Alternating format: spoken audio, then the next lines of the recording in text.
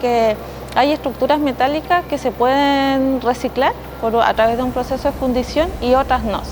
Entonces las que no se reciclan, ellos lo único que podrían hacer es ir almacenándolas para después ver qué hacían más adelante, cuando llegaran al proceso de cierre de la minera.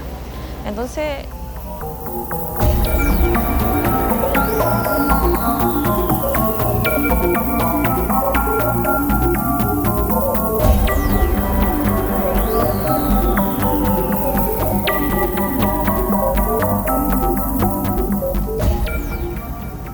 proceso largo en donde las bacterias se demoraron 2 meses inicialmente en desintegrar el clavo. Sin embargo, como no les seguía dando de forma fácil la comida, de alguna forma se tenían que alimentar. Entonces en este proceso de adaptación fue eso. Ellos tenían la comida a través de un clavo, entonces en un proceso de adaptación de 2 años que les permitió poder biodesintegrar el clavo en 3 días.